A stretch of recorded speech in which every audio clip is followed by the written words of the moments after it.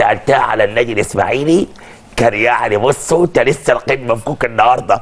يعني انا قاعد اقول لها يا كله ضارب معاكي حتى الاسماعيلي اللي الناس كلها قاعده ما شاء الله ما شاء الله ما شاء الله. النهارده فك القيد الساعه 5 وفرحت فيا.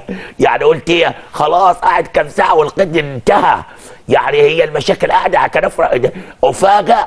طب والله انا اوريكم قالت على الاسماعيلي ده مش طبيعيه. والله النادي الاسماعيلي الاسماعيلي ده في 24 مع المهندس نصر ابو الحسن.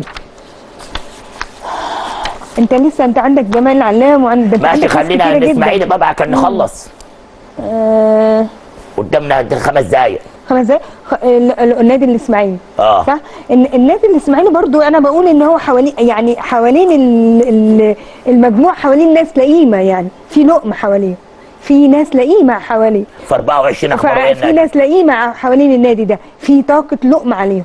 طب واخباره ايه في 24؟ لا يعني مذاكر يعدي مشاكل مذاكر.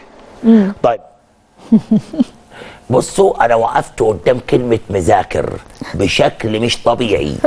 لان فعلا والله يا جماعه بصوا انا انتقدت نصر ابو الحسن كتير، لكن كنت دايما اقول انه عارف مشاكل الاسماعيلي من اين والى اين وهيعمل ايه. حتى لما طلع البيان انا انتقدته قلت لا انت كده خذلتني بعد ده كله طالع ترمي الكوره في ملعب غيرك. يبدو انه كان بيعمل كوموفلاش وراح غزلنا كلنا وراح فاجئنا النهارده بحل كل مشكله القيد. فعلا مذاكر. طب سقف لي. لا ما انت انا عايز ورحمة قلت سقف لي. والله سقف لي.